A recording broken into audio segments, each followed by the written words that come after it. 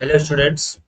अपने MCQ series को जारी रखते हुए आज हम लोग एक इलेक्ट्रिक पोटेंशियल एंड कैपेसिटेंस का पार्ट 3 पढ़ेंगे।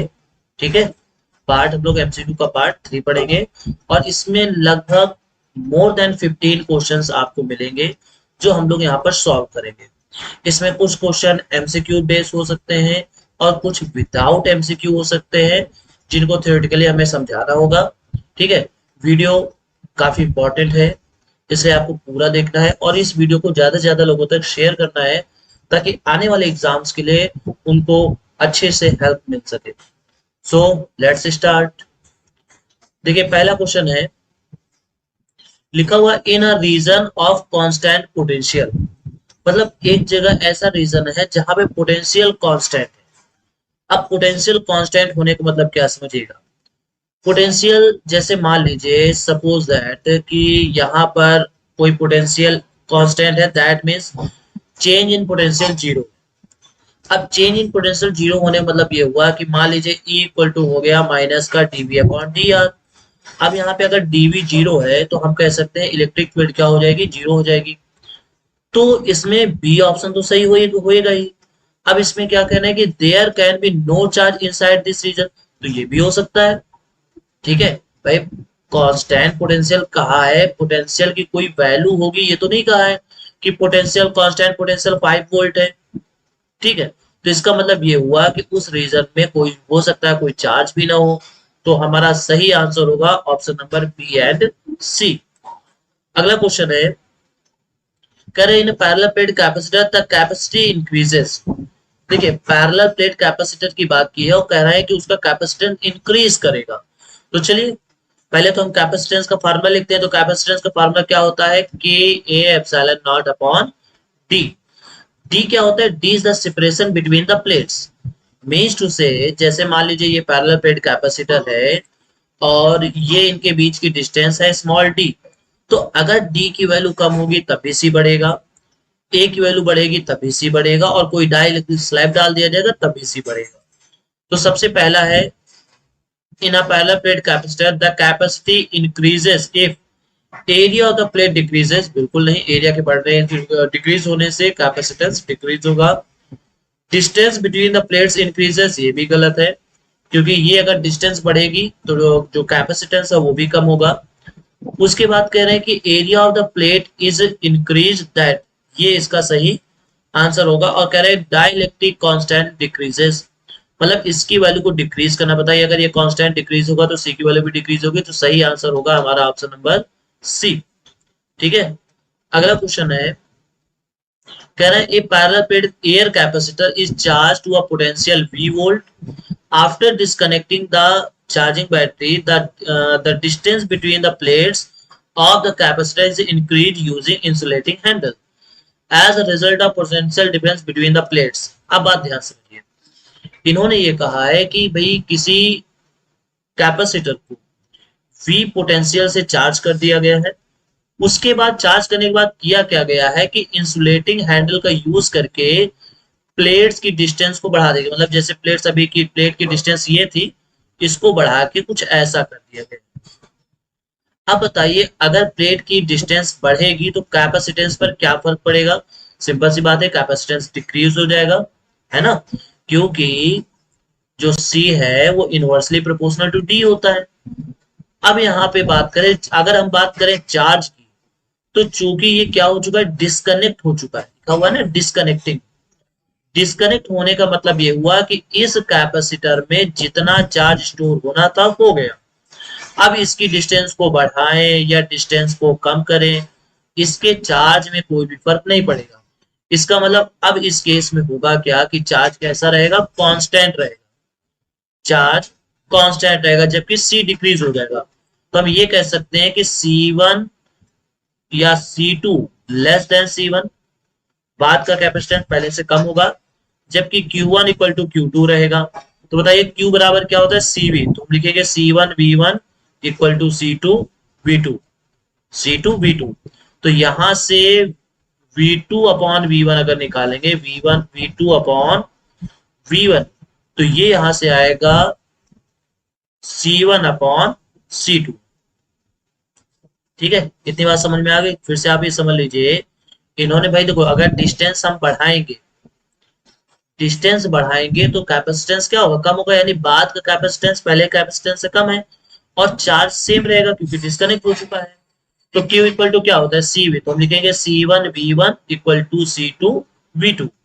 तो यहाँ से V2 अपॉन V1 जब हम निकालेंगे तो बताइए V1 नीचे चला जाए, यहाँ से आ जाएगा C1 अपॉन C2। तो C1 अपॉन C2 अगर हम यहाँ से देखें तो C1 upon C2 is greater than 1। तो अगर हम यहाँ पे ग्रेटर देन 1 रखेंगे तो बताइए यहाँ से आ जाएगा V2 is greater than V1, यानी पोटेंशियल क्या हो जाएगा, इंक्रीज कर जाएगा, पोटेंशियल इंक्रीज कर जाएगा। या आप खुद ही समझो भाई, चार्ज सेम है, Q इक्वल टू CV होता है।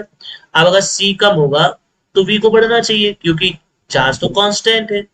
तो यहां से हमारा सही ऑप्शन हो जाएगा ऑप्शन नंबर ए। अगला क्वेश्चन है, two identical capacitor are joint in parallel, दो आइडेंटिकल कैपेसिटर्स को पैरेलल में ज्वाइन किया गया है, and charge to V potential से चार्ज किया गया है, separated and then connected in series, और उनको अलग करके फिर कैसे कनेक्ट किया जाता है, सीरीज में कनेक्ट किया जाता है with positive plate to one is connected to the negative plate of the other. So कह रहे हैं which are the following is true, तो ये कह रहे हैं इनमें से कौन सा सही है। आज के क्वेश्चंस वास्तव में काफी इंपॉर्टेंट है, इसलिए आपको पूरा देखना है। तो अब देखिए क्वेश्चन में क्या कह रहे हैं, समझिए आप। इसमें कहा गया है कि दो कैपेसिटर है, लेट से ये दोनों कैपेसिटर हैं, ठीक है, और इन दोनों कैपेसिटर को V वोल्ट के साथ ऐसे कनेक्ट कर दिया गया पैरेलल में। अब इसको चार्ज कर दिया गया, बताइए जब चार्ज किया जाएगा तो इसमें भी पोटेंशियल V होगा और इसमें भी पोटेंशियल V होगा। अब चार्ज करने के बाद क्या किया, इनको डिस्कनेक्ट किया गया और फिर आपस में कनेक्ट किया गया इस तरीके से सीरीज में, जिसमें एक की पॉजिटिव दूसरे की निगेटिव प्लेट से जुड़ी है, ठीक है। सो आगे कहना which are the following is true, तो इनमें से कौन सा स्टेटमेंट सही है, ठीक है। तो पहला स्टेटमेंट क्या कहता है, पहला स्टेटमेंट कह रहा है the charges on the free plate connected together are destroyed, नहीं। The energy stored of the system increases, बिल्कुल नहीं। अगर दो कैपेसिटर को कनेक्ट करेंगे तो सिंपल सी बात है, जो एनर्जी होगी वो हमेशा डिक्रीज होगी।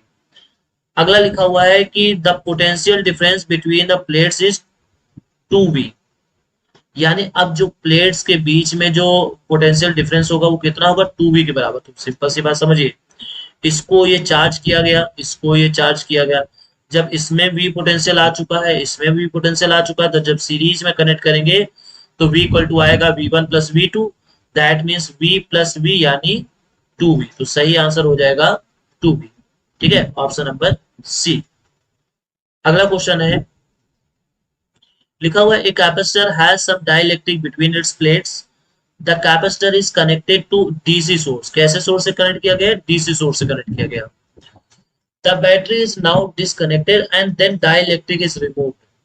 अब बात ध्यान समझिए, पहले डीसी सोर्स से उसको कनेक्ट किया गया, अब डीसी सोर्स पहले यहाँ पे इसके अंदर डाइलेक्ट्रिक स्लैब था, डीसी सोर्स में जब इसको कनेक्ट करने के बाद इससे क्या किया गया, इसमें हटा दिया गया, ठीक है, डाइलेक्ट्रिक मटेरियल को रिमूव कर दिया गया।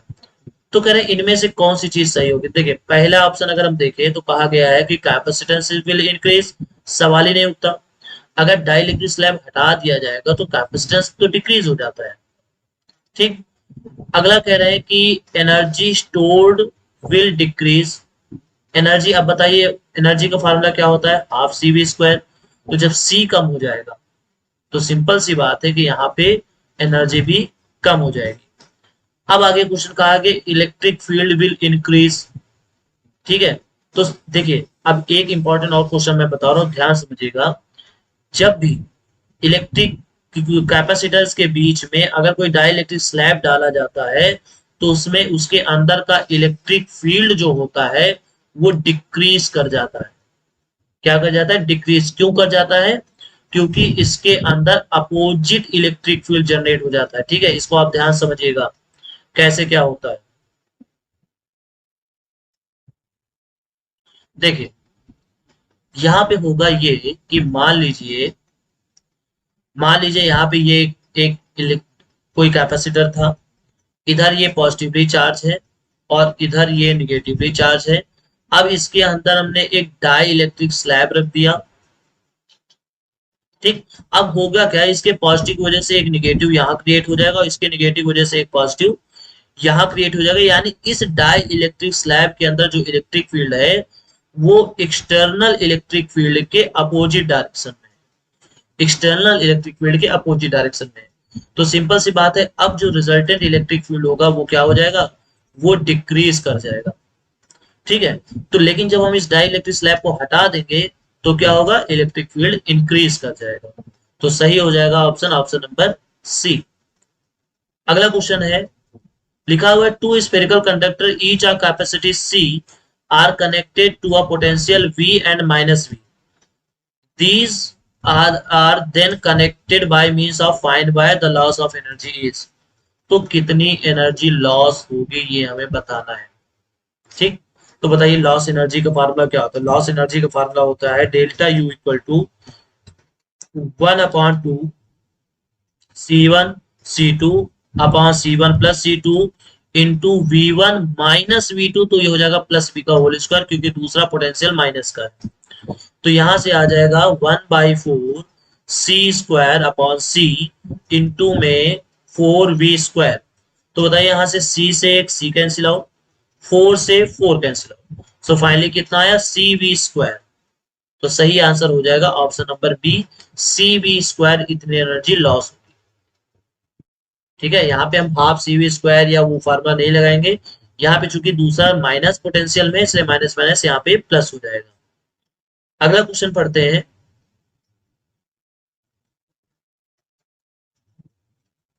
अगला क्वेश्चन है, कह रहे हैं कि work done in taking electron around a proton in a circular loop is 0, should the proton necessary be at the centre of the circular loop. ठीक है, इसमें ये कहा गया कि सपोज दैट मान लीजिए कोई ये सर्कुलर ऑर्बिट है, ठीक। अब इस सर्कुलर ऑर्बिट के सेंटर पे मान लीजिए क्या है, सर्कुलर ऑर्बिट सेंटर में प्रोटॉन है और इलेक्ट्रॉन इसके चारों तरफ चक्कर लगा रहा है। तो कह रहे हैं यहाँ पे जो वर्क डन होता है वो तो 0 होता है इसको मूव होने में। तो क्या ये जरूरी है कि सेंटर के अंदर प्रोटॉन ही हो? तो ऐसा बिल्कुल नहीं है, क्योंकि जो इलेक्ट्रोस्टैटिक फोर्स होता है दिस इज कंजर्वेटिव फोर्स। कैसा फोर्स होता है? ये होता है कंजर्वेटिव फोर्स। इसका मतलब ये हुआ कि यहाँ इन दोनों के बीच में इलेक्ट्रोस्टैटिक फोर्स लग रहा है, और ये चाहे यहाँ पे चाहे प्रोटॉन हो चाहे इलेक्ट्रॉन हो, उस केस में यहाँ पे वर्क डन 0 ही मिलेगा। अगला क्वेश्चन है, कह रहे हैं कि a uniform electric field E exists between two charge plates as shown in figure. What should be the work done in moving charge Q along the closed circular rectangular path ABC? अब बात ध्यान समझिए, इस Q charge को, ठीक है, इस Q charge को, यहाँ पे जो ये Q चार्ज है, इस चार्ज को हम क्या करेंगे, यहाँ पॉइंट A से B C D और ए वापस लेके आना। तो कह रहे हैं कितना वर्क करना पड़ेगा। अब बात ध्यान समझिए, देखिए अगर हम ए से बी में लेके जाएंगे, ए से बी में, तो हमें कितना काम करना पड़ेगा, हमें क्यू ई काम करना पड़ेगा। F equal to Q E होता है और W equal to F S होता है, ठीक है। तो Q E into A B होगा, ये इसकी डिस्टेंस हो जाएगी, ठीक। जब हम बी से सी में आएंगे, बी से सी में आएंगे तो हमें 0 वर्क करना पड़ेगा, क्योंकि पोटेंशियल ऑफ बी और पोटेंशियल ऑफ सी दोनों सेम होंगे। उसके बाद जब हम डी से सी से जब हम डी पे आएंगे तो हमें माइनस क्यू ई वर्क करना पड़ेगा। माइनस क्यू ई क्यों? क्योंकि जब हम इसको इधर की तरफ ला रहे होंगे तो इस पे फोर्स लगेगा दिस साइड। जब इस चार्ज को इधर ला रहे होंगे तो इस पे इधर की तरफ फोर्स लगेगा, तो 180 डिग्री का एंगल बनेगा। तो यहाँ पे हो जाएगा माइनस का। उसके बाद जब हम डी से ए पे लेके जा रहे होंगे तब भी वर्क डन 0 करना पड़ेगा, क्योंकि यहाँ भी VD और VA के पोटेंशियल सेम है, तो पोटेंशियल डिफरेंस 0 हुआ। और अगर पोटेंशियल डिफरेंस 0 है तो कोई भी वर्क डन करने की जरूरत नहीं है। तो जब हम चारों को ऐड करते हैं तो टोटल वर्क डन हमें क्या मिलेगा, 0। यानी हमें कोई भी वर्क नहीं करना पड़ेगा। क्लियर है? देखिए बी से सी ले जाने में और डी से ए ले जाने में तो वैसे भी कोई वर्क नहीं करना है, क्योंकि दोनों के पोटेंशियल सेम है। ए से बी में एक बार पॉजिटिव वर्क होगा क्योंकि हम इलेक्ट्रिक फील्ड के डायरेक्शन में जा रहे हैं, उधर फोर्स भी लगेगा। और दूसरी बात जो सी से डी है उसमें नेगेटिव वर्क होगा, क्योंकि हम फोर्स के अपोजिट डायरेक्शन में जा रहे हैं, जिधर फोर्स लग रहा है उसके अपोजिट डायरेक्शन में जा रहे हैं, तो इस वजह से नेगेटिव हो जाएगा। जब सम करेंगे तो ओवरऑल आ जाएगा वर्क डन 0। अगला क्वेश्चन है, why does the electric field inside a dielectric decrease when it is placed in an external electric field? ठीक है, अब अभी हमने यहाँ पे बताया था कि जब किसी प्लेट के बीच में, देखो यहाँ पे लिखा हुआ है कि electric field inside the dielectric decreases when it is placed an electric field. तो अभी हमने कैपेसिटर एग्जांपल बताया था कि मान लीजिए पॉजिटिवली चार्ज या नेगेटिवली चार्ज, तो यहाँ से इलेक्ट्रिक फील्ड की डायरेक्शन बन गई -2+। अब हम जब यहाँ पे एक डाइलेक्ट्रिक सब्सटेंस रखते हैं तो यहाँ पे माइनस जनरेट होता है, ठीक है, और यहाँ पे प्लस जनरेट होता है, यानी अपोजिट डायरेक्शन में जनरेट होता है। तो डाइलेक्ट्रिक स्लैब के अंदर इलेक्ट्रिक फील्ड अपोजिट डायरेक्शन में जनरेट प्रोड्यूस होने की वजह से जो इलेक्ट्रिक फील्ड होता है वो डिक्रीज कर जाता है। अगला क्वेश्चन है, correct for what position the electric dipole in a uniform electric field potential energy is maximum. किस केस में पोटेंशियल एनर्जी मिनिमम होगी और किस केस में पोटेंशियल एनर्जी मैक्सिमम। तो मिनिमम पोटेंशियल एनर्जी कब होगी, तो मिनिमम पोटेंशियल एनर्जी तब होगी जब इलेक्ट्रिक डायपोल को इस हिसाब से रखा जाए, सपोज दैट इलेक्ट्रिक फील्ड है ये जो इस डायरेक्शन में है, और मान लीजिए ये माइनस चार्ज है और ये प्लस चार्ज है, तो इलेक्ट्रिक डायपोल मोमेंट की डायरेक्शन होती है वो माइनस से प्लस की तरफ होती है। तो अगर इलेक्ट्रिक डायपोल मोमेंट और इलेक्ट्रिक फील्ड दोनों सेम डायरेक्शन में है तो उस केस में हमें मिनिमम एनर्जी मिलेगी, मिनिमम यहाँ पे पोटेंशियल एनर्जी स्टोर होगी। और अगर इस तरीके का रहता है कि सपोज मान लीजिए ये प्लस है और ये माइनस है, तो यहाँ पे इलेक्ट्रिक डायपोल मोमेंट की डायरेक्शन इधर की तरफ होगी, तो उस केस में ये दोनों क्या हो जाएंगे, एंटी पैरेलल। तो अगर इलेक्ट्रिक डायपोल मोमेंट और इलेक्ट्रिक फील्ड दोनों सेम डायरेक्शन में हुए तो फिर हमें मिनिमम मिलेगा। और अगर इलेक्ट्रिक डायपोल पोटेंशियल मतलब इलेक्ट्रिक डायपोल मोमेंट और इलेक्ट्रिक फील्ड अगर दोनों अपोजिट डायरेक्शन में हुए तो हमें मैक्सिमम पोटेंशियल एनर्जी मिलेगी। क्लियर हो गया। नेक्स्ट क्वेश्चन पे बढ़ते हैं। अगला क्वेश्चन है, a point charge Q is placed at O पे रखा गया है as shown in figure, the potential difference VA minus VB positive negative और 0 व्हेन Q इज पॉजिटिव और Q इज नेगेटिव। अब बात ध्यान से, हमें पता है अगर हम मैग्नीट्यूड की बात करें, ठीक है, मैग्नीट्यूड, तो अगर हम मैग्नीट्यूड लें पॉइंट ए और पॉइंट बी का, तो उस केस में हमें साफ साफ मालूम है कि VA जो होगा वो ग्रेटर देन VB होगा, VA ग्रेटर देन VB होगा। अब बताइए, अगर हम यहाँ पॉजिटिव लेते हैं तो हमें पता है कि पोटेंशियल में चार्ज को साइन के साथ प्लस या माइनस करके लिया जाता है। तो अगर ये वैल्यू पॉजिटिव हुई तो इसका मतलब ये हुआ, अगर मान लीजिए Q is positive, Q is positive का मतलब हो गया कि VA भी पॉजिटिव होगा, ठीक है, VA कैसा होगा, पॉजिटिव, और VB कैसा होगा, पॉजिटिव। तो उस केस में सिंपल सी बात है VA ग्रेटर देन VB होगा। लेकिन अगर मान लीजिए Q इज नेगेटिव तो उस केस में VA भी नेगेटिव होगा और VB भी नेगेटिव होगा। ठीक, अब हमें मालूम है कि नेगेटिव में जो वैल्यू छोटी होती है वही बड़ी होती है, तो उस केस में हो जाएगा कि VB ग्रेटर देन VA। अच्छा, क्या दूसरा तरीका है इसको समझने का? अगर मान लो ये कुछ तरीका हमें नहीं समझ में आया तो क्या दूसरा तरीका है समझने का? तो बिल्कुल समझिए दूसरा तरीका क्या है। देखिए, एक फार्मूला होता है E इक्वल्स माइनस का dV अपॉन dr। इसका मतलब होता है कि अगर हम इलेक्ट्रिक फील्ड के डायरेक्शन में जाएंगे तो पोटेंशियल ड्रॉप होता जाएगा, पोटेंशियल ड्रॉप होता जाएगा। अब बताइए, अगर यहाँ पे आपने पॉजिटिव चार्ज लिया तो इसका मतलब इलेक्ट्रिक फील्ड की डायरेक्शन ये होगी, तो इसका मतलब ये हुआ कि यहाँ पे जैसे जैसे आगे बढ़ेंगे पोटेंशियल ड्रॉप होता जाएगा, मतलब ये वैल्यू ज्यादा होगी, ये वैल्यू कम होगी। तो बताइए, ज्यादा में से कम माइनस करेंगे तो पॉजिटिव आएगा। अब अगर ये निगेटिव हुआ तो इसका मतलब इलेक्ट्रिक फील्ड की डायरेक्शन इधर की तरफ है, तो अब इधर से इधर आ रहे हैं, आपको इलेक्ट्रिक फील्ड के अपोजिट डायरेक्शन में जा रहे हैं तो बढ़ेगा, तो इसका मतलब ये कम होगा और ये ज्यादा होगा, तो ज्यादा में से कम घटाएंगे तो वैल्यू आ जाएगी निगेटिव। ठीक है, अगला क्वेश्चन है, कह रहे हैं कि a figure given below shows 3 points, यहाँ पे 3 पॉइंट दिए, point A, point B, point C, in a uniform electrostatic field at which point the electric potential will be maximum, किस पॉइंट पर इलेक्ट्रिक पोटेंशियल मैक्सिमम होगा। तो अभी हमने बताया था कि जब भी तुम इलेक्ट्रिक फील्ड के डायरेक्शन में जाओगे, इलेक्ट्रिक फील्ड के डायरेक्शन में, तो पोटेंशियल जो है, पोटेंशियल ये ड्रॉप होता जाएगा।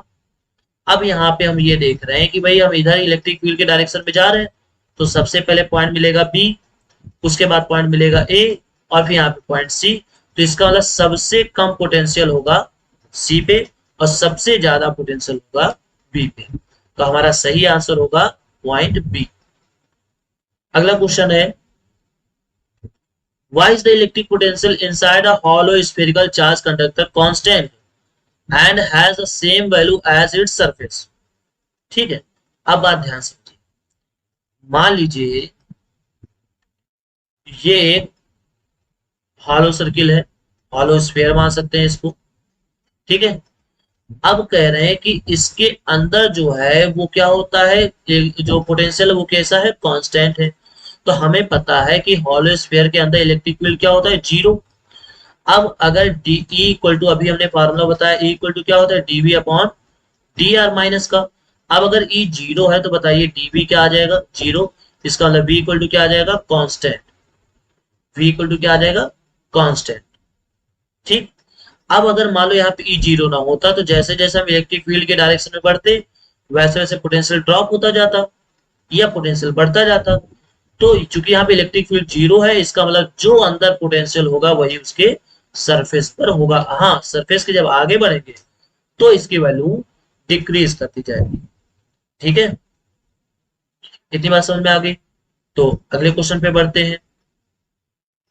अगला क्वेश्चन है कि a charge Q is moved from point A about dipole of moment P to a point B. मतलब ध्यान समझिए, यहाँ पे क्या किया जा रहा है, एक चार्ज को यहां से यहां तक लाया गया है, ए से बी की तरफ लाया गया है। ठीक है, अब ये बताइए कि यहाँ पे हमें मालूम है कि ये जो ए और बी होते हैं, किसी डायपोल की वजह से इक्विटोरियल कंडीशन में जो पोटेंशियल होता है वो जीरो होता है। ये इक्विटोरियल कंडीशन ही तो पढ़ी। तो किसी डायपोल की वजह से इक्विटोरियल कंडीशन में जो इलेक्ट्रिक पोटेंशियल होता है वो जीरो होता है। इसका मतलब ये हुआ कि इस लाइन के हर एक पॉइंट पर, इस लाइन के हर एक पॉइंट पर जो इलेक्ट्रिक पोटेंशियल है वो जीरो होगा। अगर इलेक्ट्रिक पोटेंशियल जीरो है तो वर्क डन कितना होता है, वर्क डन होता है क्यू डेल्टा वी। तो डेल्टा वी जीरो, यानी फाइनली वर्क डन भी क्या हो गया, जीरो।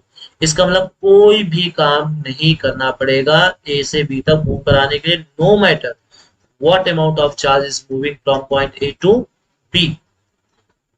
सो नेक्स्ट क्वेश्चन है, कह रहे if the plates of a charge capacitor be suddenly connected to each other by a wire what will happen. तो ये चीज आपने घर में भी देखी होगी कि जब किसी कैपेसिटर को चार्ज किया जाता है तो उसको टच करने से पहले कुछ किया जाता है। क्या किया जाता है, सपोज दैट मान लीजिए कि ये एक कैपेसिटर है, यहाँ पे मैं सिलेंड्रिकल कैपेसिटर का एग्जांपल ले रहा हूँ। तो इस सिलेंड्रिकल कैपेसिटर में दो इस तरीके से वायर लगे होते हैं। जब इनको हम इलेक्ट्रिक सर्किट से कनेक्ट करके जब इसमें चार्ज कर लेते हैं, इसके अंदर चार्ज स्टोर हो जाता है, तो हमें इसको डिस्चार्ज करने की जरूरत पड़ती है। और डिस्चार्ज करने के लिए क्या किया जाता है कि इन दोनों तार को आपस में टच कराया जाता है, तो एक स्पार्किंग जैसी आवाज होती है, लाइट स्पार्किंग होती है, और ये पूरी तरीके से डिस्चार्ज हो जाता है।